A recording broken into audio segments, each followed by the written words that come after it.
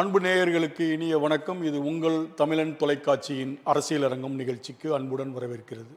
நம் நிகழ்ச்சிக்கு சிறப்பு அழைப்பாளராக இன்று நம்முடன் இணைந்திருப்பவர் வழக்கறிஞரும் சமூக செயல்பாட்டாளருமான ஆரோக்கிய சதீஷ் அவர்களை அன்புடன் வரவேற்கிறோம். வணக்கம். வணக்கம். வணக்கம் சார். எப்படி இருக்கீங்க? நல்லா இருக்கிறேன். எப்படி இருக்கிறீங்க? ஆரோக்கிய சதீஷ் அவர்கள் பல்வேறு தொலைக்காட்சியில் பேசிகிட்டு இருக்காரு. சமூக செயல்பாட்டாளராகவும் இருக்கீங்க. இப்போ அரசியல் களம் வேறு லெவலில் இருக்குது. 2026 ஒரு வித்தியாசமான தேர்தலாக மக்கள் முன்னெடுத்து பார்க்குறாங்க. இதுவரை இல்லாத ஒரு 4 முனை போட்டியாக இந்த தேர்தல் மாறி இருக்கு. மும்முனை இருமுனை அப்படின்ற மாதிரிலாம் இருந்து பரவலாக இருந்துச்சு. கடைசியில் 4 முனைன்றது கன்ஃபார்ம் ஆகிடுச்சு. இதை எப்படி பார்க்குறீங்க? உங்கள் ஆங்கிளில் இந்த இப்போ இருக்கிற அரசியல்கள்லாம் எப்படி இருக்குது? இல்லை, ஆக்சுவலாக 4 முனை போட்டிங்கிறது தமிழ்நாட்டுக்கு புதுசு கிடையாது. ஓகேங்களா? இதை ஏற்கனவே 1977 எம்ஜிஆர் அவர்களை சந்திச்சிருக்காரு. அப்போ 4 முனைன்னு இருந்தது பார்த்திங்கன்னா திமுக, காங்கிரஸ், ஜனதா மற்றும் அதிமுக. அதாவது இன்றைய தாவேகா களம் காக்கிற மாதிரி அன்னைக்கு களம் காட்டது அதிமுக முதல் முறையாக. அப்போ 4 முனை போட்டி. அந்த 4 முனை போட்டி இந்த 4 முனை போட்டியோட ரொம்ப ஸ்ட்ராங்காக இருந்துச்சா. என்ன கேட்டிங்கன்னா, ஜனதா பார்த்திங்கன்னா 12 சீட் அப்போ ஜெயித்தாங்க ஈக்குவலண்ட்டாக. அப்போ திமுக 40 சீட்டுன்னு நினைக்கிறேன், காங்கிரஸ் மற்ற சீட்டு. பட் ஆனால் பெரும்பான்மையாக ஜெயித்தது அதிமுக 130 சீட்டு ஜெயித்தாங்க. ஸோ இந்த 4 முனை போட்டின்ற போது பார்த்தீங்கன்னா அதிமுக அன்றைய எடுத்த வாக்குகள் பார்த்தீங்கன்னா வெறும் 30.40% தான். ஓகேங்களா? எடுத்து 130 சீட்டு தனி பெரும்பான்மையில் ஆட்சி அமைச்சாங்க. ப்ளஸ் அவங்களோட கூட்டணி கட்சிகள்லாம் பார்த்தீங்கன்னா அன்னைக்கு அதிமுக, அன்னைக்கு எம்ஜிஆர் ஆரம்பித்த அதிமுகவோட பார்த்தீங்கன்னா எல்லாம் புதிய கட்சிகள் தான். ஓகேங்களா? பழைய கட்சிகள்னா பழைய புஸ்தகம்னா எல்லாமே திமுக கூடயே தான் இருந்துச்சு. ஓகேங்களா? அன்னைக்கு புதுசாக எம்ஜிஆர் கூட சேர்ந்தவங்க எல்லாமே புதிய கிறிஸ்துவ கட்சி, புதிய ஃபார்வர்ட் பிளாக்கு, புதிய முஸ்லீம் கட்சி, எல்லாமே அந்த அரசியலுக்கு 1977 அரசியலுக்கு தான் அவங்க வந்தாங்க. அதுக்கு முன்னாடி அவங்க கூட பழசுன்னு சேர்ந்தது சிபிஎம் மட்டும் சேர்ந்தாங்க. அதுக்கு முன்னாடி சிபிஎம் பெரிய வெற்றி பெறல. எம்ஜிஆர் கூட சேர்ந்து தான் அவங்க 12 சீட்டு கிட்ட ஜெயிச்சாங்க. ஸோ அதுதான் அதே களம் இன்னைக்கு 50 வருஷத்துக்கு அப்புறம் வர அரசியலை நான் அந்த முகத்தோட பார்க்குறேன் நான். ஓகே, எப்படி 77 தேர்தலும் 26 தேர்தலும் ஒப்பீடு கரெக்டா? இல்லை, கரெக்டு தான். நீங்கள் சொன்ன 4 முனை போட்டுன்னு நீங்கள் ஆரம்பித்ததே நீங்கள் அப்படி தான் ஆரம்பிச்சிங்க. அதுக்கான ஒப்பீடு என்னன்னு நான் சொன்னேன். புரிஞ்சுங்களா? அப்படிங்கும் போது ஆனால் நீங்கள் சொல்கிறதுல ஒன்று கரெக்டு. பயிற்சி எடுக்க மட்டும் நாம் தமிழர் அங்கே ஜனதா 12 சீட்டு ஜெயிச்சிச்சு. பயிற்சி மட்டும் பண்ணிட்டு இருக்க நாம் தமிழருக்கு இங்கே அவர்கள் வெறும் பயிற்சி மட்டும் பண்ணிட்டு இருப்பாரு. பயிற்சியே பண்ணாலும் தன்னிச்சையாக நிற்கிறாரு, தனியாக நிற்கிறாரு. கிட்டத்தட்ட 8.5% ஓட்டுகள் வாங்கியிருக்காங்க. இந்த தேர்தல் களத்தையே சந்திக்காத விஜய் அதை விட ரொம்ப கீழே தானே. நாம் தமிழர் எடுத்துக்கிட்டா 8.5% மக்களை சந்திச்சு ஓட்டு வாங்கியிருக்காருல்ல. அதிமுக பாத்தீங்கன்னா புதிய கட்சி, ஒண்ணுமே தேர்தல் கணத்தை சந்திக்காத கட்சி. இன்னைக்கு விஜய்க்கு என்னென்ன இடையூறுகள் கொடுத்தாங்களோ அத்தனை இடையூறுகளும் எம்ஜிஆருக்கு கொடுத்தாங்க. புரிஞ்சுங்களா? இன்னைக்கு ஜனநாயகத்தை முடக்குறாங்க. அன்னைக்கு உலகம் சுற்று வாலிபனம் முடக்கினாங்க. யார் முடக்குனா ஜனநாயகம்? புரிஞ்சுங்களா? ஜனநாயகத்தை பிஜேபி அரசு முடக்குது. புரிஞ்சுங்களா? அன்றைய பாத்தீங்கன்னா திமுக அரசு ரிலீஸ் ஆன படத்தை கூட நீ போடக்கூடாதுன்னு சொல்லுச்சு. புரிஞ்சுங்களா? அதனால பிரச்சனை யாருக்குன்னு தான் பார்க்கணும் இல்லையா, பிரச்சனை யாருல இருந்து வந்துச்சு அப்படின்றதுல பார்க்கும்போது பிஜேபி அரசு இங்க எம்ஜிஆருக்கு இருந்த சவால்களோட பாத்தீங்கன்னா விஜய்க்கு ஜாஸ்தி சவால்கள் இருக்கு. புரிஞ்சுங்களா? அதனால் இதுதான். பட் அன்னைக்கு 130 சீட்டு ஜெயிச்சாரு அப்படின்றதுக்கு காரணம் என்ன? புதிய கட்சி தானே அது. அதிமுகங்கிறது ஒரு புதிய கட்சி, புதிய சிம்பலை எடுத்து முதல் முறையை நிப்பாட்டி அவர் ஜெயிச்சாரு. அதே களம் தான் இன்னைக்கும். அதுல எங்க புதுசா அப்புறம் எப்பதான் என்ட்ரி கொடுப்பாங்க? அதாவது பழசா நீங்க இருக்கணும் அப்படின்னு கேட்டீங்கன்னா பழசாவே இருக்கணும் அப்படின்றது இது என்ன ஒரு ஒப்பீடுன்னு கேட்கல. இல்ல, நீங்க சொல்ற ஒப்பீடே பாத்தீங்கன்னா எம்ஜிஆரையும் விஜயும் பண்ற ஒப்பீடே அது ஏற்புடையது கிடையாது. ஏன் அப்படின்னா எம்ஜிஆருடைய அரசியல் களம் வேற, விஜயுடைய அரசியல் களம் வேற. எம்ஜிஆர் ஆரம்பத்தில் காங்கிரஸில் இருந்து கலைஞரால் திமுகவுக்கு கிட்டத்தட்ட அந்த கட்சியில் ஒரு 10 ஆண்டுகள் 12 ஆண்டுகள் பயணித்து அதுக்கப்புறம் கருத்து வேறுபாடு ஏற்பட்டு அவர் திமுகலேருந்து அதிமுகவை பிரிக்கிறார். அப்படி பிரிக்கும் போது திமுகவில் இருந்த அரசியல் தொண்டர்கள் தான் பாதி பேர் பிரிஞ்சு அதிமுகவுக்கு வராங்க. அவருக்குன்னு ஒரு அரசியல் அனுபவங்கள் நிறையா இருந்தது. போட்டியிட்டு ஏற்கனவே 2 தேர்தலில் வெற்றி பெற்ற அனுபவம் இருந்தது. அதை வச்சு அந்த அரசியல் நகர்வுகள் ப்ளஸ் அவருடைய சினிமா, அதுதான் எம்ஜிஆருடைய அரசியல் வரலாறு. விஜய்க்கு அப்படி ஒன்றுமே கிடையாது. சரி, சரிசமமா நீங்க பிரிச்சு எம்ஜிஆர் கூட்டிட்டு வந்தாங்கன்னு சொன்னீங்களே, ம் எவ்வளவு கட்சிக்காரங்க எவ்வளவு மாவட்ட செயலாளர் வந்து எம்ஜிஆர் அழைத்து வந்தார் அதிமுக ஆரம்பிக்கும் போது? சொல்லுங்க. புரிஞ்சுங்களா? இதை நீங்க கேட்கறவங்களுக்கு வந்து தெரியணும். ஆமா, எனக்கு தெரியும். ஓகேங்களா? அதுதான் கேட்கிறேன். முக்கிய நிர்வாகிகள் எல்லாம் வந்தாங்க. யார் முக்கிய நிர்வாகிகள்? நெடுஞ்செழியன் வரலையா உங்களுக்கு? சரி, வேற உங்களுக்கு நெடுஞ்செழியன் யார் கூட இருந்தாரு? கலைஞர் கூட இருந்தாரு. ஓகே, வேற யார் வந்தாங்க?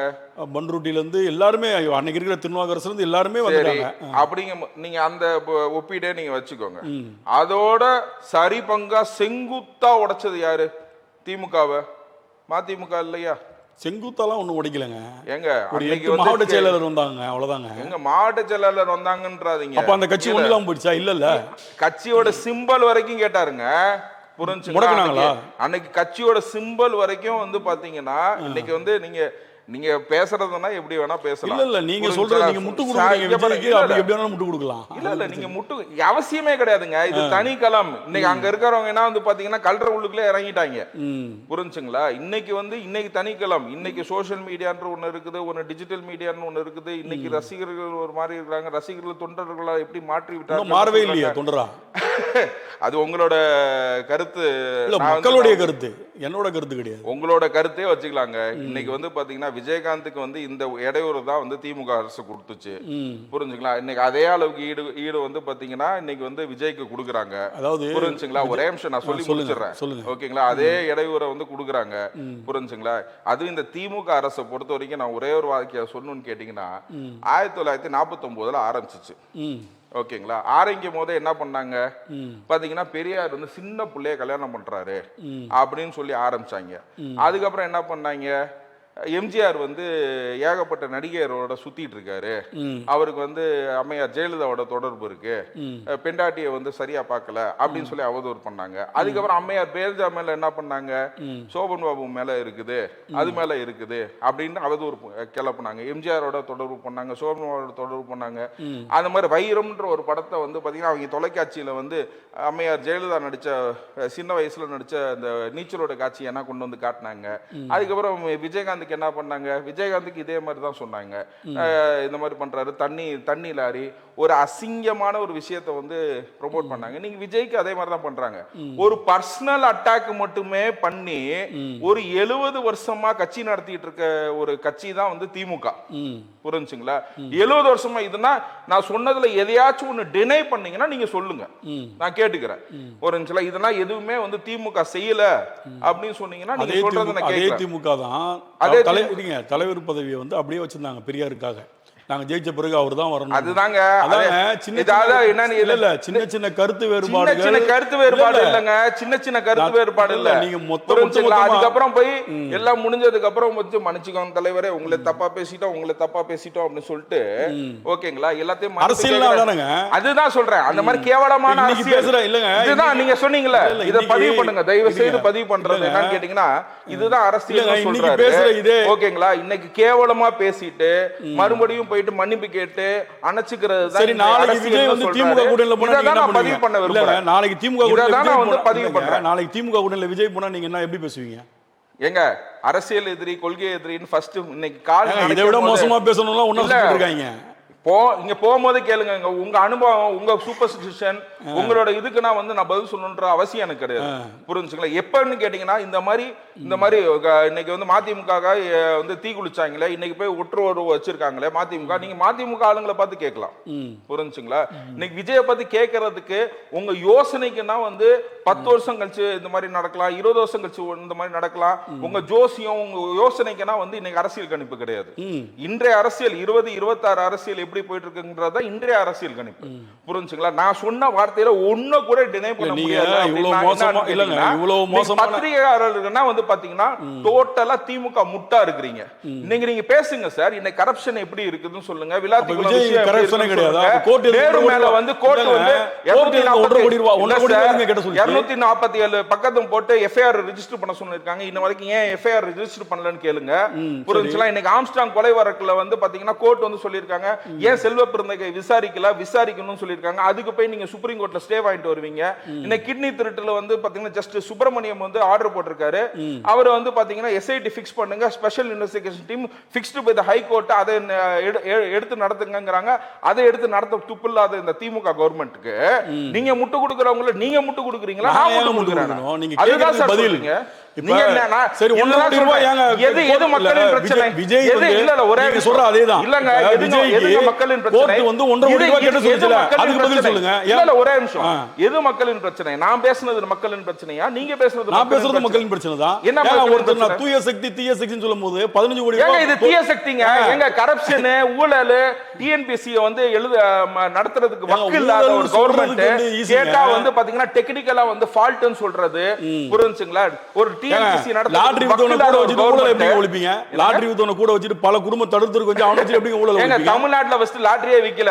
லாட்டரி ஆக்ட் தடன்னு ஒன்னு இருக்குது. அது ஒரு முன்னாடி வித்தாங்கல்ல, அது முன்னாடி வித்தாங்கல்ல, வந்து என்னன்னு கேக்குறீங்க? அது முன்னாடி வித்தாங்கல்ல. எங்க அதுக்கு முன்னாடி வித்தாங்கன்னா கவர்மெண்ட் அதுக்கு ரெவென்யூ வாங்கலையாங்க?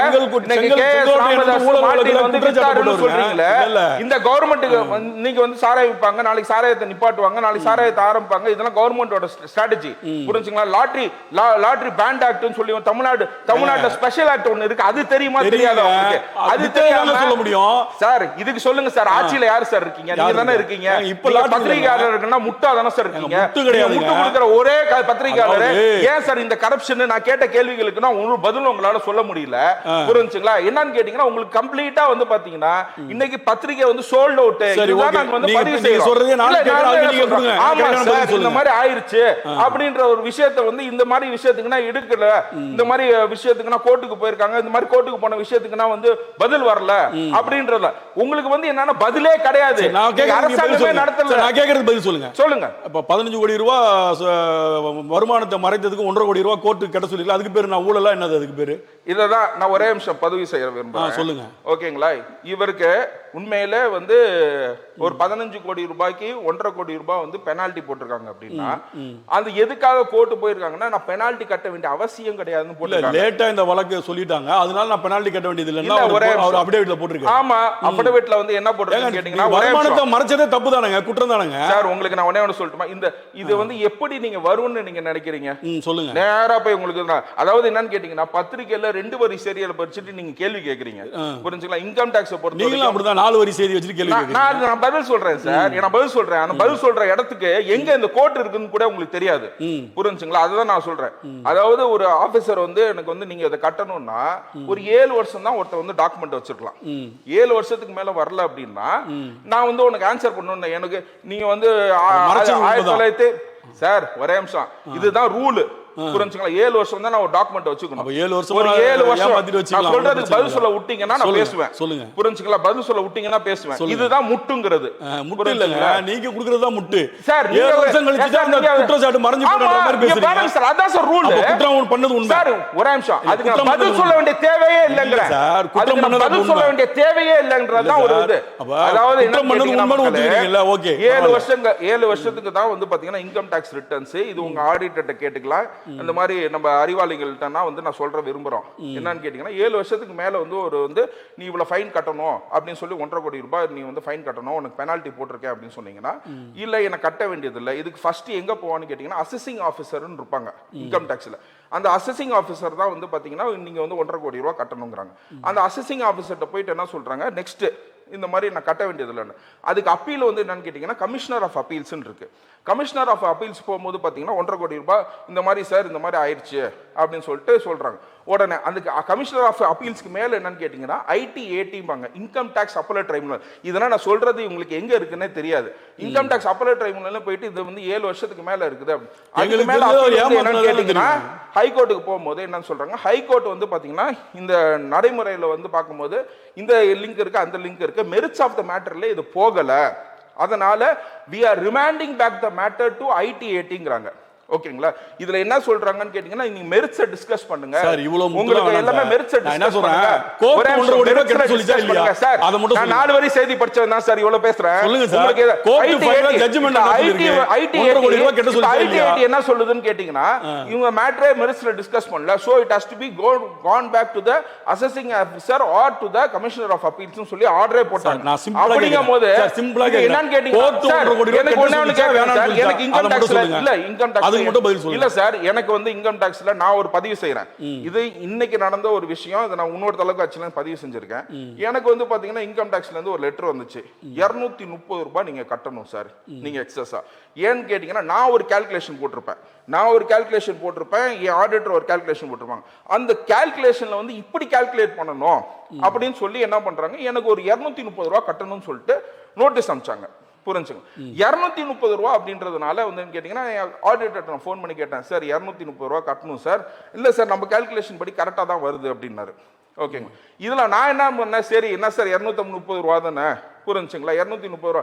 ஏன்னா ஆடிட்டர் ஃபீஸ் வந்து அதுக்கு மேல நான் வந்து ஆடிட்டர் ஃபீஸ் வச்சு நான் கால்குலேட் பண்ணி அசெசிங் ஆபீசருக்கு 230 ரூபா நான் கட்ட கூடாது அப்படினா அது வந்து அதனால என்ன பண்ண, சரி 230 ரூபா அப்படின்னு 230 ரூபா வந்து அடுத்த இதோட நாங்க சேர்த்து கட்டிக்கிறோம் லெட்டர் போட்டுருங்க அப்படின்னு சொல்லிட்டோம். அப்படிங்கும்போது இதேதான் வந்து பாத்தீங்கன்னா 1.5 கோடி ரூபாய் நீ கட்டுன்னு சொன்னீங்கன்னா அதுக்கான எனக்கு நடைமுறை இருக்கு. This is only a civil dispute. நீங்க பண்ற மாதிரி ஊழல் கிடையாது. புரிஞ்சுக்கலாம், நீங்க பண்ற மாதிரி ஊழல் கிடையாது. செங்கோட்டையன் யார் சார்? இல்ல நீங்க என்ன சொல்லுங்க செங்கோட்டையன் மேல ஊழல் வழக்கெல்லாம் தண்டனை பண்ணலையா அவரு? என்ன எங்க தண்டனை பட்டாரு சொல்லுங்க? தண்டனை பெறவே இல்ல. இல்ல என்ன தண்டனை பெற்றாரு? கோர்ட்ல தண்டனை கொடுக்கவே இல்ல. எந்த தண்டனை? நீங்க அட்வொகேட் தான, உங்களுக்கு தெரியாதா? சார் எனக்கு தெரியல சார். இவங்க சொல்றது எல்லாமே பொய் செய்தி.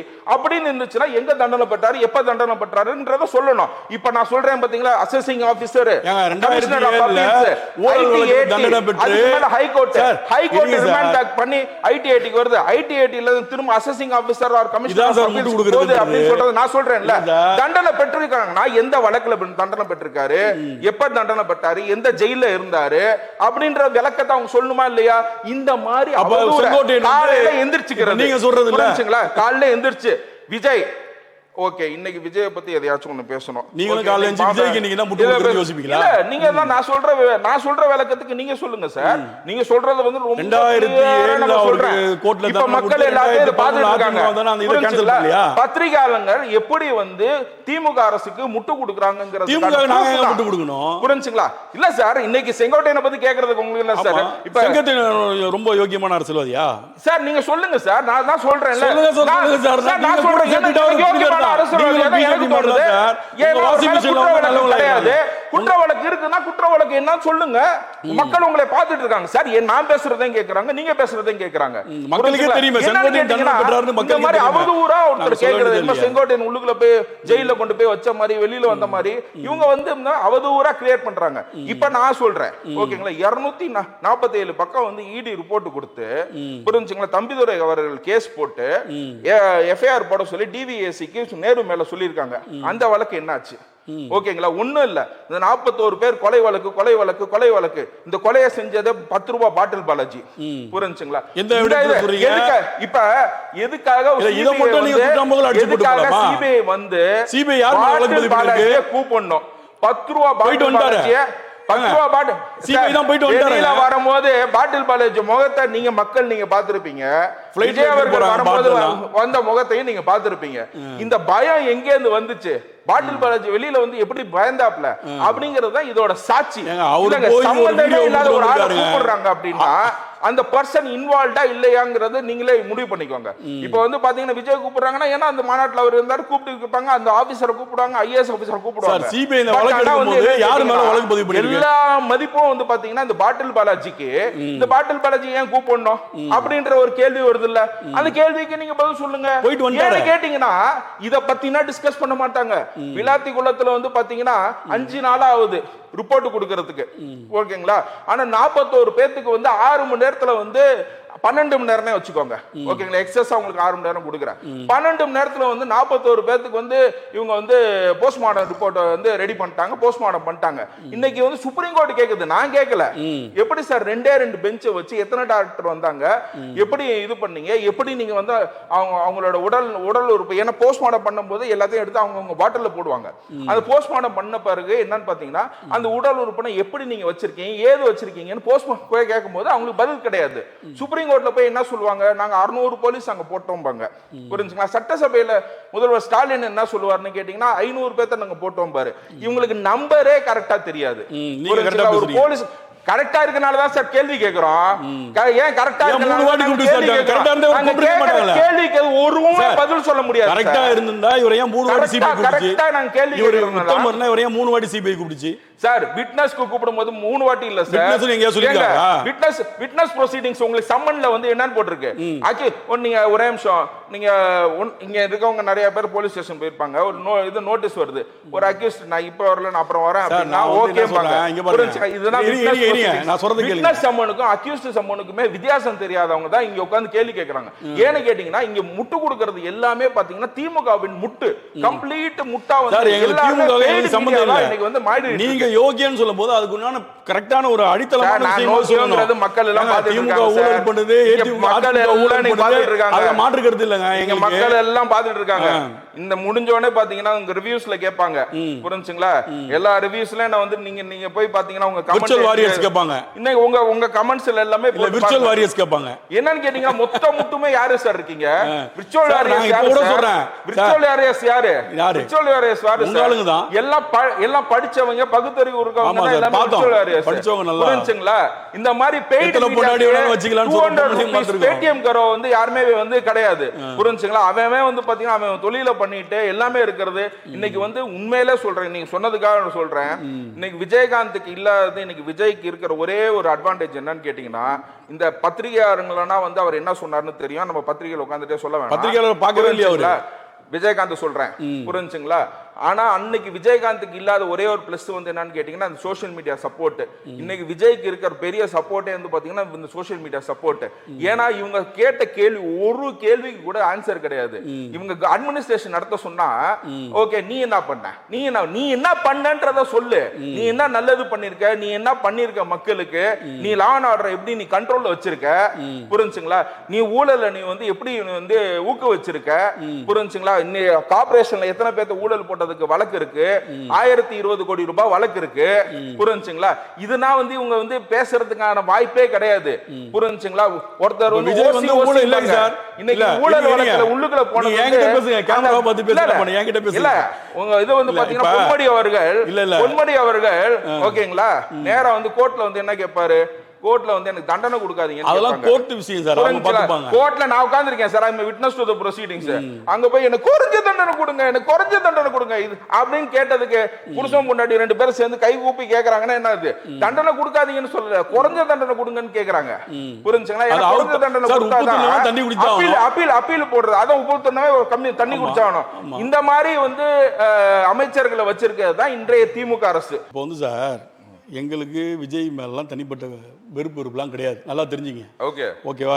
எங்களுக்கு எல்லா அரசியல்வாதி தான் பார்க்குறோம். நான் யோகியன்னு சொல்லும் போது நம்ம வந்து ஒரு அடிஷ்னலாக கொஞ்சமாவது வரணும். ஒரு ரெண்டாவது என்னன்னா, நீங்கள் இதுக்கு முன்னாடி இதே விஜய் இதே திமுக குடும்பத்துக்கு எவ்வளோ முட்டு கொடுத்து அந்த நிதி பேரெல்லாம் பார்த்து இந்த மாதிரி பேரெல்லாம் உலகத்தில் யாருக்கும் இல்லைன்னு பேசினவர் தான், எல்லாமே போனவர் தான், ஜெயலலிதா கிட்ட கை கட்டி நின்றவர் தான், ரொம்ப தைரியசாலி மாதிரிலாம் இருங்க சொல்கிறேன். இருங்க நான் பேசி முடிச்சிடறேன். இல்லை ஒரே நிமிஷம். இது வந்து பெரியவர்களுக்கு மதிப்பு கொடுக்கறதுல தப்பு அப்படின்னீங்கன்னா அப்படின்னு சொல்லி ஒரு அண்ணன் பதிவு செய்யறாரு. புரிஞ்சுங்களா? இல்ல அதெல்லாம் என்னமோ இதெல்லாம் பேசுறதுதான். நீங்க சரி சார் உங்களுக்கு தேவைனா இல்ல ஒரே நிமிஷம் ஒரே நிமிஷம் பெரிய ஒரு சிஎம் இருக்கிறவர் வந்து ஒருமையில பேசினா தப்பு இல்லைன்னுவீங்களா சார்? நான் இப்ப இந்த இன்டர்வியூ ஃபுல்லா கையை கட்டிக்கிறேன், உங்களுக்கு நான் அடிமை ஆயிடுவேனா?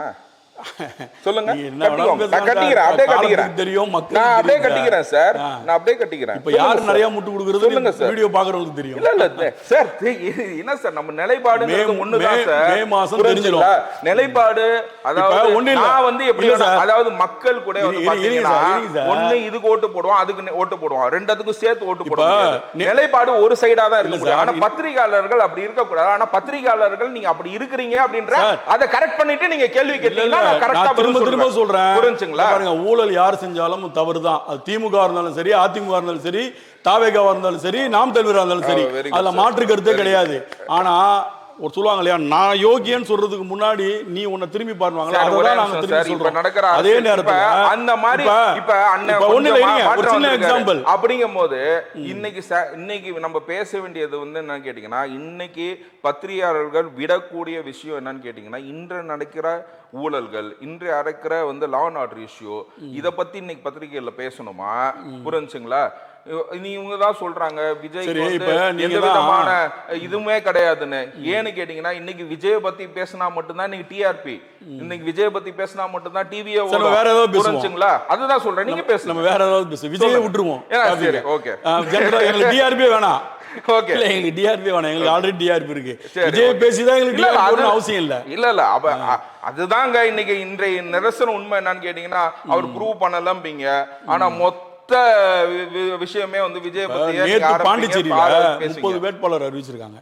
அதுல நேத்து திரும்ப விஜய் பத்தி தான் வராரு. இல்ல நீங்க சொல்றீங்கல்ல, அதுக்கு சொல்றேன். இல்ல விஜய் பத்தி தான் நெக்ஸ்ட் வராப்ல. ஏன்னு கேட்டீங்கன்னா, டிஆர்பி வேணா எனக்கு வேணும்பா, டிவிக்கேன்னு மேல போடுப்பா அப்படின்றதுதான் வந்து இன்னைக்கு இந்த விஷயம் தெரியுமா ஒரு நிலைமை. இல்ல புரிஞ்சுங்களா? இந்த விஷயம் தெரியுமான்னு தெரியல. இன்னைக்கு வந்து என்னன்னு கேட்டீங்கன்னா, இன்னைக்கு பேசலாம் விலாத்தி கொலை. சரி, நீங்க யாரோட கடுமையான போட்டியா இருக்கும் இந்த தேர்தல்ல? இந்த 4 முனை போட்டியில யாருக்கு ரொம்ப கடுமையா இருக்கும் இந்த போட்டி தேர்தல் போட்டி? எப்படி என்ன கேக்குங்க? நான் ஒண்ணே சார், இந்த 4 முனை போட்டியில யாருக்கு வந்து வெற்றி வாய்ப்பு அதிகமா இருக்கும்? நான் வந்து பாத்தீங்கன்னா ஒரு வழக்கறிஞர். நான் வந்து எக்கனாமிஸ்டோ ஸ்டாட்டிஸ்டிக்கல் இன்ஸ்டிடியூட்டோ நான் வைக்கல. புரிஞ்சுங்களா? நிறைய இன்னைக்கு சமூக செயற்பாளர் வழக்கறிஞர் வந்தபோது ஒரு ஜெனரல் நாலேஜ் இருக்கும்ல உங்களுக்கு. ஜெனரல் அத நீங்க சொல்றது என்னன்னு கேட்டீங்கன்னா, 4 பேர் 4 விதமா வந்து போடுறாங்க. புரிஞ்சுங்களா? ஜெனரலா வந்து நான் எப்படி எடுத்துக்குவேன்னு கேட்டீங்கன்னா, ஒரு கட்சியும் வந்து அவங்களுக்கு சார்பா தான் போடுவாங்க. ஓகேங்களா? அவங்களுக்கு சார்பா தான் போடுவாங்க. இப்ப லெட்ஸ் சே ஃபார் இன்ஃபர்மேஷன், நீங்க சொல்ற மாதிரி டிவிகே போட்டுச்சுன்னா அவங்களுக்கு சார்பா போடுவாங்க, பாஜக போட்டுச்சுன்னா அவங்களுக்கு சார்பா போடுவாங்க. ஓகேங்களா? இது திமுக போச்சுன்னா அவங்க சார்பா போடுவாங்க, நாம் தமிழர் அவங்களுக்கு சார்பா தான் போடுவாங்க. இதுதான் வந்து எல்லா கட்சிகளுமே வந்து பாத்தீங்கன்னா, இன்னைக்கு வந்து சர்வே அப்படின்னு எடுத்தீங்கன்னா ஏகப்பட்ட சர்வே ஆயிடுச்சு. சர்வே பொய்யா தான் சொல்றாங்க. ஏகப்பட்ட சர்வே ஆயிடுச்சு, எல்லாமே ஆயிடுச்சு.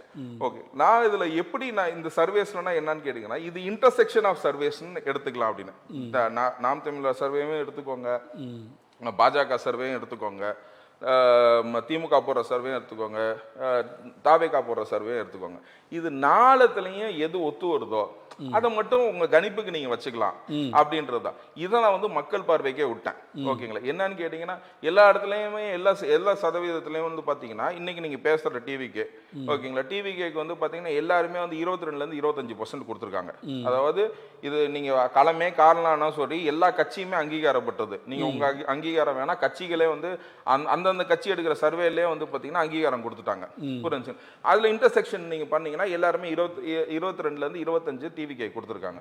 அப்படிங்கும் போது பாத்தீங்கன்னா இந்த மக்கள் நீங்க வச்சுக்கோங்க. நான் மக்கள்கிட்ட என்ன சொல்றேன்னா, நெக்ஸ்ட் இந்த யங் ஓட்டர்ஸ், அதாவது 18 to 23 ஃபர்ஸ்ட் டைம் ஓட்டர்ஸ் வந்து யாருக்கு ஓட்டு போடுவாங்க, அந்த சதவீதத்துல இருந்து எவ்வளவு சதவீதம் வந்து எந்தெந்த கட்சிக்கு போவோம் அப்படிங்கறத நீங்க கணிங்க. ஓகேங்களா? நான் வந்து மத்தவங்கன்னா கணிச்சுட்டாங்க. ஓகேங்களா? மக்கள் பார்வைக்கு மக்களை தெளிவு பண்றதுக்கு என்னன்னா, இவங்க ஓட்டுனா யாருக்கு போவோம். ஓகேங்களா?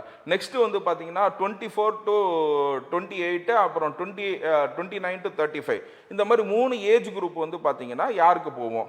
ஓகேங்களா? மேஜரா யாருக்கு போவோம். போன வாட்டி போட்டவங்கள வந்து இந்த வாட்டி வந்து பாத்தீங்கன்னா மாற்று அரசியல்ல எவ்வளவு தூரம் வருது.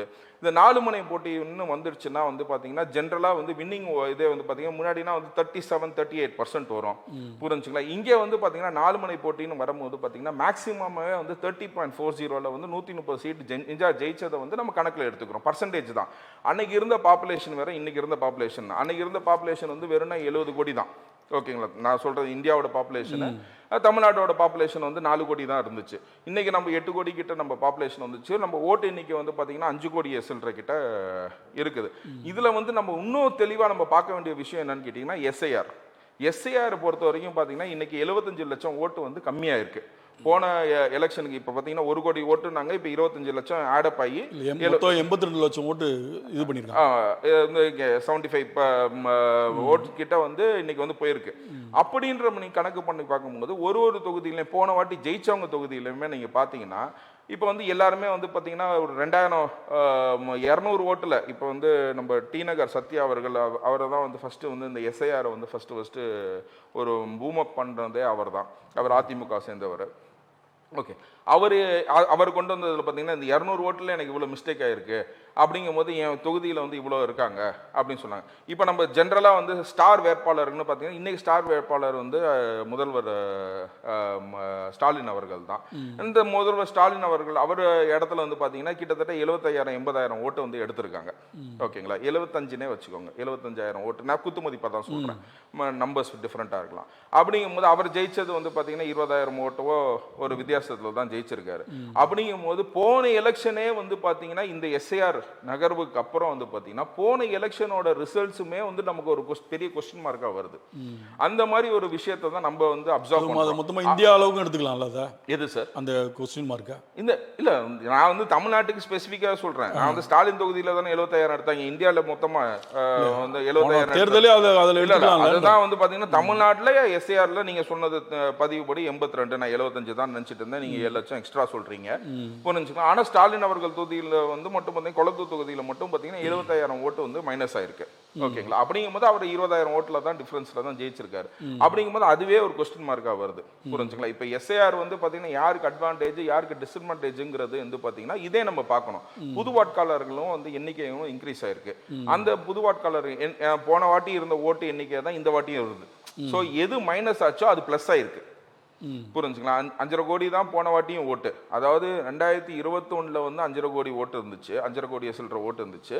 இப்பயுமே அதே தான் இருக்குது, புரிஞ்சுங்களா. இது மைனஸ் ஆனது நீங்க 82 சொல்றீங்க, பிளஸ் ஆனது வந்து இந்த அமௌண்ட். அப்படிங்கும் போது பாத்தீங்கன்னா இந்த புது வாட்காளர்களோட போரிங் வந்து வில் பி அ டிஃப்ரெண்ட் என்டிட்டிங்கிற போது பாத்தீங்கன்னா இதை கணிக்கிற இதை வந்து எந்தெந்த எனக்கு தெரிஞ்சு வந்து என்னன்னு கேட்டிங்கன்னா நான் வந்து அண்ணன் ரங்கராஜ் பாண்டேயோட கருத்து கணிப்பை வந்து நான் வந்து பார்ப்பேன். அவர் ஒரு மாற்று சிந்தனை இருந்தாலும் சரி, அவர் கருத்து கணிப்பு வந்து பார்த்தீங்கன்னா கொஞ்சம் இதாக இருக்கும். அவர் கருத்து கணிப்பில் எப்படின்னா போன வாட்டி ஓட்டு போட்டவங்க திமுகக்கு இவ்வளோ பர்சன்டேஜ், அதிமுகக்கு இவ்வளோ பர்சன்டேஜ், இதுக்கு பாஜக கூட்டணிக்கு இவ்வளோ பர்சன்டேஜ், அதுக்கப்புறம் இதுக்கு இவ்வளோ பர்சன்டேஜ்னு சொல்லி அவர் போட்டிருந்தார். அதில் எவ்வளோ மாற்றங்கள் வந்திருக்கு, ஏன்னா போன வாட்டி டிவிக்கு போட்டி போடல, அந்த இதுலேருந்து எவ்வளோ மாற்றங்கள் வந்திருக்கு, இப்போ அதிமுகவும் பாஜகவும் சேர்ந்துருக்கு அப்படின்னு சொல்லி அவர் ஒரு கருத்து கணிப்பு போட்டார். நான் அந்த கருத்து கணிப்புக்கு நான் ஒரு மெசேஜ் தான் போட்டேன். ஓகேங்களா, என்ன மெசேஜ் போட்டேன்னா, சரிங்க சார், நீங்க போன வாட்டி போட்டவங்கள எவ்வளவு ஷிஃப்ட் ஆகுதுன்னு சொல்றீங்களா, அதுல 22% 25% சொல்றீங்க. ஓகேங்களா, புது வாட்காளர்கள் யாருக்கு ஓட்டு போடுவாங்கிறத ஏன் நீங்க சொல்லல அப்படின்னு நான் சொல்லி கேட்டேன். அதுக்கப்புறம் வந்து என்ன சொன்னார், அவர் கருத்து கணிப்புன்னு எடுத்துட்டு முன்றைய அரசியல்ல இருந்து அவர் மாத்திக்கிட்டார். ஓகேங்களா, அது கருத்து கணிப்பு அவர் ஒரு பெரிய பத்திரிகையோட சேர்ந்து பண்ணியிருந்தாரு. கருத்து கணிப்பு அவர் கருத்து கணிப்புன்றதை எடுத்துட்டு அவர் வந்து பாத்தீங்கன்னா இது only assessing of earlier voters அப்படின்னு சொல்லி வந்து அவர் சொன்னார். அவர் கருத்து கணிப்புல என்ன சொல்றாரு, ஒரு கருத்து கணிப்புமே டிஃபரெண்டா இருக்கும் அப்படின்ற. அதாவது ஒருத்தர் வந்து நம்ம கேள்வி கேட்கும் போது அது மாத்திக்கிறது வந்து நம்ம வந்து அப்ரிஷியேட் பண்றது. இதே சி ஓட்டர்ஸ்ல இருந்து வந்துருந்துச்சு. சி ஓட்டர்ஸ்ல இருந்து வந்து என்ன இதுன்னு பாத்தீங்கன்னா இதே மாதிரி 22% 25% வந்திருக்கு அப்படின்னும் போது அந்த கருத்து கணிப்புல நான் என்ன அது பாக்குறேன்னு கேட்டீங்கன்னா, யங் ஓட்டர்ஸ் வந்து 8% மட்டும் தான் ஓட்டு போடுவாங்க அப்படின்னு மட்டும். யங் ஓட்டர்ஸ் வந்து 8% மட்டும் தான் ஓட்டு போடுவாங்க. இப்போ ஐயா சொல்கிற மாதிரி பார்த்தீங்கன்னா விர்ச்சுவல் வாரியர்ஸ் தான் வந்து பயங்கர வந்து முட்டு கொடுக்குறாங்கங்கிறீங்க விஜய்க்கு. அது உண்மையான ஒரு விஷயம் தான், நான் இல்லைன்னு மறுக்க விரும்பல. அது வந்து சரியான ஒரு பலம்னு நான் வந்து சொல்லுவேன். ஓகேங்களா, அந்த விஷயத்தில் நீங்கள் பார்த்தீங்க அப்படின்னா இப்போ அந்த 8% வந்து இன்னைக்கு வந்து ஒருத்தர் வீடியோ போடுறாங்க, நாங்கள் ஓமன்லேருந்து வந்துட்டு இருக்கோம், நாங்கள் ஊர்லேருந்து போடுறோம், இதுலேருந்து வரோம். ஓகேங்களா, இப்போ என்னோட வீடியோஸோட கமெண்ட்ஸ்லேயே வந்து பார்த்தீங்கன்னா நாங்கள் வந்து கண்டிப்பாக வந்து நான் வந்து எப்பயுமே என்ன சொல்லுவேன்னா, இவங்களுக்கு ஓட்டு போடுங்க அவங்களுக்கு ஓட்டு போடுங்கன்றதை நான் என்றைக்குமே சொல்ல மாட்டேன். I am not a spokesperson of any party. ஓகேங்களா, என்னையை பொறுத்த வரைக்கும் என்னன்னு கேட்டிங்கன்னா 100% நீங்கள் ஓட்டு போடுங்கன்றேன். 100% வந்து இது வரைக்கும் தமிழ்நாட்டுல பாசிபிலிட்டி இல்ல இல்ல. அதுதான் சார் நம்ம கேட்கறது. நீங்க ஆண்டவன்ட்ட வந்து கொஞ்சம் குறைச்சு கொடுப்பீங்களா? ஓகேங்களா, நிறைய கொடுங்க கேட்பீங்க. ஓகேங்களா, அந்த மாதிரி தான் சார் மக்கள்கிட்ட கேட்கணும். புரிஞ்சுங்களா? ஆண்டவன்ட்ட மட்டும் இதை கொடு அதை கொடுன்னு கேட்குறீங்க, என்னமா அவர் வச்சுட்டு கொடுக்குற மாதிரி. அப்படிங்கும் போது அதே வேண்டுதலை தான் நம்ம மக்கள்கிட்ட வைக்கிறோம். புரிஞ்சுங்களா? 100% மக்களும் ஆண்டவன் மாதிரி கொடுக்க மாட்டாங்க. ஆமா, ஆண்டவனாட்டம் அவங்கள வந்து இது பண்ணுங்க. ஒரு ஜென்ரலா நான் சொல்ற இன்னொரு கருத்து என்னன்னு கேட்டீங்கன்னா, ஒரு கழுதை 15,000 ரூபாய்க்கு விற்கிது. புரிஞ்சுங்களா? இதுவும் ஒரு மீம்ஸ்ல தான் நான் பார்த்தேன். ஒரு கழுதை 15,000 ரூபாய்க்கு விற்கிது. உங்க ஓட்டை நீங்க 500 ரூபாய்க்கும் 1000 ரூபாய்க்கும் 5000 ரூபாய்க்கும் விற்காதீங்க. புரிஞ்சுங்களா? ஒரு கழுதையோட விலையே வந்து இன்னைக்கு 15,000 ரூபாய். ஸோ ஓட்டை வந்து தயவு செய்து விற்காதீங்க. புரிஞ்சுங்களா? நீங்க ஓட்டை நீங்க யாருக்கு வேணா டிசைட் பண்ணுங்க.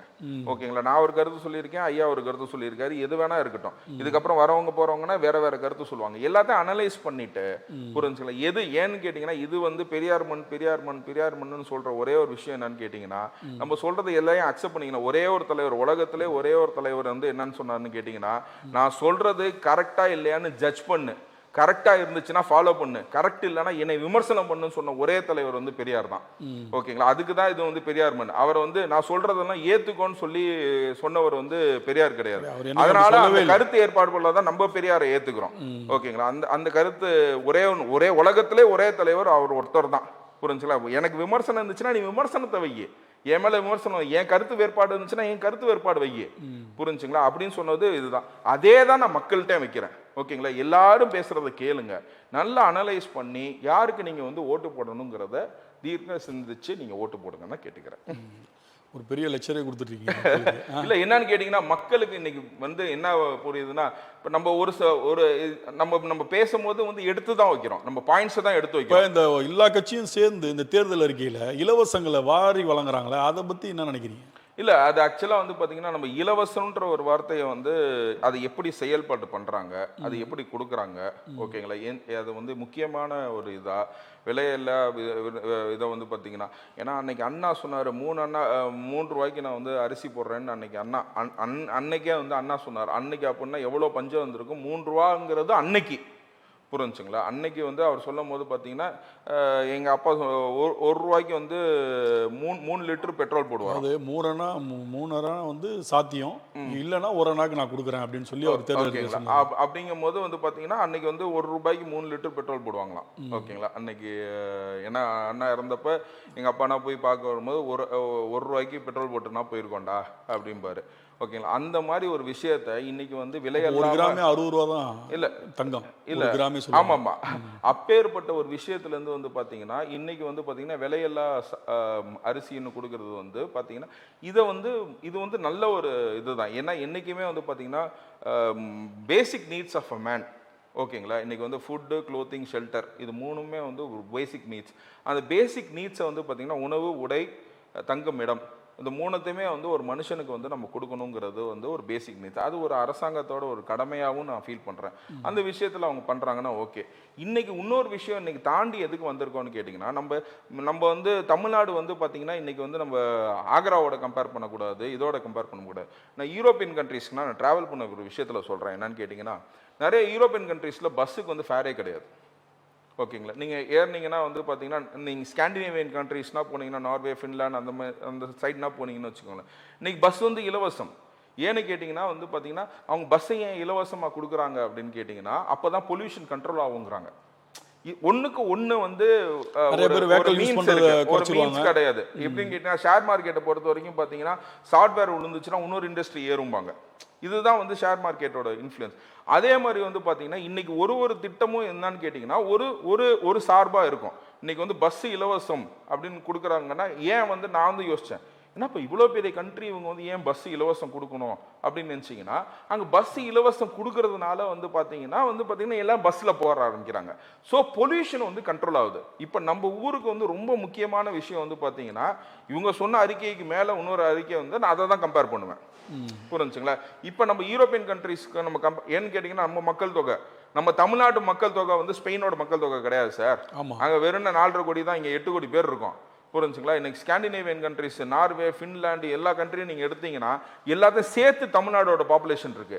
புரிஞ்சுங்களா? அப்படிங்கும் போது நம்ம புகையை எவ்வளவு கொடுக்குறோம். இன்னைக்கு டெல்லிலாம் வந்து பாத்தீங்கன்னா ரொம்ப மாசா இருக்குது. ஃபுல்லாவே பஸ்ஸே வந்து எலக்ட்ரிக் பஸ்ஸும் கேஸ் பஸ்ஸுமா மேக்ஸிமம் எல்லா வெஹிக்கிளுமே எலக்ட்ரிக் இன்னைக்கு வந்து எலக்ட்ரிக். இன்னைக்கு வந்து பிரதமர் யூஸ் பண்றதே வந்து எலக்ட்ரிக் அண்ட் கேஸ். அவங்க வெஹிக்கிள்ஸே வந்து எலக்ட்ரிக் அண்ட் கேஸ்ன்ற மாதிரி டெல்லியில பொல்யூஷன் ரொம்ப அதிகம். ஆமா, அந்த மாதிரி ஒரு விஷயத்தை தடுக்கிறதுக்கு வந்து பாத்தீங்கன்னா இந்த மாதிரி ஒரு விஷயம். இன்னொன்னு வந்து என்னன்னு கேட்டீங்கன்னா, நான் எங்க காலேஜ்ல எனக்கு சொல்லி கொடுத்தது என்னன்னா, ஒருத்தனுக்கு மீன் கொடுக்காத, ஓகேங்களா, அவனுக்கு வந்து மீன் பிடிக்க கத்து கொடு அப்படின்றாங்க. இந்த மாதிரி சில விஷயங்கள் இருந்தாலும் அந்த மாதிரி பஸ் இலவசமா கொடுக்கறது வந்து இதுக்கு இது ரீசன், ஓகேங்களா, இதுக்கு இது ரீசன் அப்படின்ற மாதிரி ஒருத்தனுக்கு மீன் பிடிக்க கற்றுக்கொடு, அவனுக்கு ஃப்ரீயா எஜுகேஷன் கொடுக்கும் போது அதுக்கு வந்து மொத்தமா ஃபன் பண்ணுவேன்னு சொல்லியிருக்காங்க. அதனால அந்த மாதிரி இதனால என்ன ஆகும், இந்த இலவசத்தினால என்ன பயன், ஓகேங்களா, வெறும்னா வந்து சும்மா இலவசம்னு கொடுக்காம இந்த இலவசத்தினால என்ன ஆகும், இதோட அதர் கான்சிக்வன்சஸ் என்ன அப்படின்ற ஒரு திட்டமிடல் தானே வந்து பார்த்தீங்கன்னா இது மேக்ரோ எக்கனாமிக்ஸ்னு சொல்லுவோம். இதனால வந்து பார்த்தீங்கன்னா பின்னாடி வந்து ஒரு பெரிய பலன் கிடையாது. இது உங்களுக்கு வந்து இண்டிவிஜுவல் பலன், அரசாங்கத்துக்கு வந்து பாத்தீங்கன்னா பெரிய லெவல்ல பலன். இப்ப எல்லாருமே பஸ்ல ஏறி போனாங்க அப்படின்னு கேட்டீங்கன்னா, இன்னைக்கு வந்து எல்லாம் சொல்லிட்டாங்க பஸ் எல்லாம் ஃப்ரீங்கிறாங்க, நாளைக்கு வந்து படிப்படியாக முன்னேறாங்கன்னு வச்சுக்கோங்களேன். உங்களுக்கு வந்து எம்ஆர்டிஎஸ் ஃப்ரீங்கிறாங்க, எலக்ட்ரிக் ட்ரெயின் ஃப்ரீ அப்படிங்கிறாங்க. அப்படிங்கும் போது வந்து பாத்தீங்கன்னா உங்களுக்கு எலக்ட்ரிக் ட்ரெயின், எம்ஆர்டிஎஸ் எல்லாம் ஃப்ரீ ஆகுது அப்படின்னு கேட்டீங்கன்னா, நமக்கு ரோடு கன்ஜங்ஷன் எல்லாமே கொஞ்சம் ஃப்ரீ ஆகும். அப்படிங்கும் போது பாத்தீங்கன்னா இங்க இருந்து வர கம்பெனிஸ் எல்லாமே வந்து இன்க்ரீஸ் ஆகும். ஏன் வந்து தமிழ்நாட்டை நோக்கி ஏன் இன்வெஸ்ட்மெண்ட் வர மாட்டேதுங்கிறதுமா, தமிழ்நாட்டை நோக்கி என்னென்ன இன்வெஸ்ட்மெண்ட் வரணும், ஏது வரணும், அந்த மாதிரி ஒரு நம்ம எக்கனாமியை ஃபில் பண்றோம் அப்படின்னா அதுக்கான ஒரு இதா இருக்கும். ஸோ இலவசங்கள் வந்து நல்ல காரணங்களுக்கு இருந்துச்சுன்னா அதை நம்ம ஏற்றுக்கொள்ளணுன்றது தான் என்னோட. ஆனா இந்த 4 கட்சிகள்ல ஒரு கட்சி மட்டும் மாறுபட்டு இலவசமே தர மாட்டேன்றாரு சீமான், அதை எப்படி பாக்குறீங்க? இல்லை, நான் அந்த ஒரு விஷயத்தில் வந்து பார்த்தீங்கன்னா அவர் நினைக்கிறதுல ஒரு பாயிண்ட் இருக்கு. அவர் நினைக்கிறது எல்லாமே வந்து நம்ம தப்புன்னு நம்ம சொல்ல முடியாது, ஓகேங்களா. அவர் நினைக்கிறதுல ஒரு பாயிண்ட் இருக்கு. அதான் நான் சொன்னதுல வந்து என்னன்னு கேட்டீங்கன்னா, ஒருத்தனுக்கு வந்து மீன் கொடுக்க கூடாது, மீன் பிடிக்க கத்து கொடுக்கணும் அப்படின்னு நினைக்கிறதுல அவர் யோசிக்கிறாரு. அது மட்டுமே கிடையாது, இன்னொரு அப்ரோச் இருக்குது அப்படின்னு சொல்றதுதான் அந்த நிலைப்பாடை சொல்றேன். அவர் ஒரு நிலைப்பாடை மட்டும் வச்சிருக்காரு, நான் வந்து 2 நிலைப்பாடையும் எடுத்துக்கோங்க. ஏன்னா we are populated. நம்ம கண்ட்ரி வந்து பாத்தீங்கன்னா வந்து நமக்கு வந்து ஒரு சின்ன பாப்புலேஷன் இருக்க கண்ட்ரினா நம்ம கண்ட்ரோல் பண்ணலாம். அவர் சொல்றது வந்து நான் ஏத்துக்குவேன், புரிஞ்சுக்கலாம். நம்ம கண்ட்ரி வந்து ஹைலி பாப்புலேட்டட். ஏன்னா அவர் சொல்ற விஷயம் முக்கியமா என்ன சொல்லுவாருன்னு பாத்தீங்கன்னா, மருத்துவம், படிப்பு இதெல்லாம் இலவசமா கொடுப்பேன், நீங்க சொல்றதெல்லாம் நான் கொடுக்க மாட்டேன்றாரு. அவர் சொல்ற அந்த 2 விஷயம் ரொம்ப முக்கியமானது தானே? இல்ல, அதுதான் நான் சொல்றேன். மருத்துவம், படிப்பு வந்து பாத்தீங்கன்னா இது வந்து சில சித்தாந்தத்துல நீங்க பாத்தீங்கன்னா, நீங்க வந்து கியூபா நீங்க எடுத்துக்கிட்டீங்கன்னா போதும். கம்யூனிசம் வந்து ரஷ்யாலையும் இருக்கு, கியூபாலையும் இருக்கு. ஆனால் கியூபாவில் இருக்க கம்யூனிசம் வேற மாதிரி இருக்கும், ஜெர்மனியில் இருக்க கம்யூனிசம் வேற மாதிரி இருக்கும், ரஷ்யாவில் இருக்க கம்யூனிசம் வேற மாதிரி இருக்கும். 3 பேருமே வேற வேற விதமாக வந்து புரிஞ்சுக்குவாங்க. அப்படிங்கும்போது ஒருத்தருக்கு அவங்களோட ப்ளஸ், அவங்களோட யூஎஸ்பி, அதாவது யூனிக் பாயிண்ட் என்னன்னு பார்த்தீங்கன்னா அதுதான் வந்து அந்த பார்ட்டியோட பாயிண்டாக இருக்கும், ஓகேங்களா. அதில் அவங்க கன்வின்ஸ் ஆகி அதில் தான் அவங்க போகிறாங்க அப்படின்னா அது அவங்களோட நிலைப்பாடு, ஓகேங்களா. அது பாராட்டத்தக்கது தான். அதனால வந்து அந்த நிலைப்பாடு எடுத்தனால இந்த நிலைப்பாடு தப்புன்னு நம்ம சொல்ல முடியாது, ஓகேங்களா. இதுக்கும் வந்து சில விஷயம் வந்து நம்ம கரெக்டா இதுக்கு அதான் எப்படி கரெக்ட்ன்றத நான் சொன்னேன், ஓகேங்களா. பஸ் ஏன் இலவசமா கொடுக்குறாங்கங்கிறத நான் சொல்றேன், ஓகேங்களா. அந்த மாதிரி ஒரு விஷயத்துக்கு தான் நான் வந்து சொல்ல விரும்புறது. ஒருத்தர் அவங்கவுங்க நிலைப்பாடு, அது கட்சியோட நிலைப்பாடு, எல்லாருமே ஒரே கட்சி எல்லாம் ஒரே நிலைப்பாடா இருந்துச்சுன்னா ஒருத்தரா நின்று போயிடலாமே, ஓகேங்களா. வேற வேற நிலைப்பாடு வைக்கும் போது மக்கள் அதை எப்படி ஏத்துக்கிறாங்க, ஓகேங்களா. மக்கள் அதை வந்து அப்ரிஷியேட் பண்றாங்களா, மக்களுக்கு அது வந்து பிரயோஜனமா இருக்குதா, ஓகேங்களா. மக்கள் அதை வந்து எடுத்துக்கிட்டாங்க அப்படின்னா அவருக்கு ஓட்டு போட போறாங்க, மக்கள் அதை எடுத்துக்கல அப்படின்னா அவருக்கு ஓட்டு போட போறது இல்லை. நீங்க சொல்றதுல பஸ் ஓகே, பஸ்ஸுக்கு கொடுத்த எக்ஸ்பிளனேஷன் ஓகே, அது சார் நீங்க ஒண்ணே சொல்றீங்க சார். நான் பஸ் கொடுத்த எக்ஸ்பிளனேஷன் என்னன்னு கேட்டீங்கன்னா பிராக்டிகலா நான் அனுபவம் இல்ல, அத தான் சொல்ல வரேன், ஓகேங்களா. நான் சொன்னது என்னன்னு கேட்டீங்கன்னா பிராக்டிகலா நான் அனுபவப்பட்டேன், புரிஞ்சுங்களா. நான் போயிருந்தப்ப நான் வந்து பிராக்டிக்கலா அனுபவப்பட்டனால இது வந்துச்சு. நான் வந்து என்வாயர்மெண்டலிஸ்டோ நம்ம சமூக நோக்கு இருந்தாலும் ஈச் அண்ட் எவ்ரி பாயிண்ட் வந்து எப்படி ஒன்று அனலைஸ் பண்ணியிருப்பாங்கன்னா அவங்க ஒரு பெரிய டீம் வச்சிருப்பாங்க, ஓகேங்களா. அவர் 100 பேர் சிந்தனையை வந்து ஆர்கே சதீஷ் ஒருத்த மூலையில இருக்காது. எனக்கு வந்த யோசனை இதுதான். ப்ராபபிலி இந்த யோசனை கூட இல்லாம அவங்க சொல்லியிருக்கலாம், ஃபார் யுவர் இன்ஃபர்மேஷன். ஓகேங்களா. இந்த யோசனை கூட இல்லாமல் சொல்லியிருக்கலாம். இது என்னோட யோசனை வந்து என்னன்னா, ஏன்னா அந்த நாட்டில் போய் கேட்கும் போது என்னன்னு, ஏன்னா அங்கே இன்னொரு விஷயம் என்னன்னு கேட்டிங்கன்னா, அங்கே டேக்ஸ் நீங்கள் அந்த கண்ட்ரீஸில் எப்படி டேக்ஸ்ன்னு கேட்டிங்கன்னா, நீங்கள் வேகமாக போயிட்டீங்கன்னு வச்சுக்கோங்களேன், இங்கே TS50 போனாலும் அவங்களுக்கு அதே ஃபைன் தான். ஓகேங்களா. TS50 ஃபைன் இருக்கான்னு தெரியல.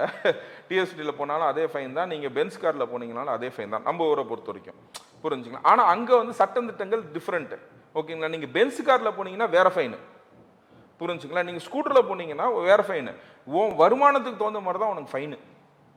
புரிஞ்சுங்களா. நீங்கள் ஒரு சிக்னல் வயலேஷன் பண்ணிட்டீங்கன்னா, ஸோ பணம் சம்பாதிக்கிறவர்கள் வந்து இன்னும் கவனமாக இருக்கணுங்கிறாங்க. ஆனால் இங்கே நம்ம ஊரில் என்னன்னு கேட்குறாங்கன்னு கேட்டிங்கன்னா, லார்ஜ் கேப் கம்பெனிஸ் இன்னைக்கு ஓகே அதானி, நான் டைரெக்டாகவே சொல்கிறேன், அதானி ஓகே ரைட், அனில் அம்பானி டிக்கு, ஓகேங்களா உனக்கு தள்ளுபடி அப்படின்னு சொல்கிறது இந்த அரசாங்கம்.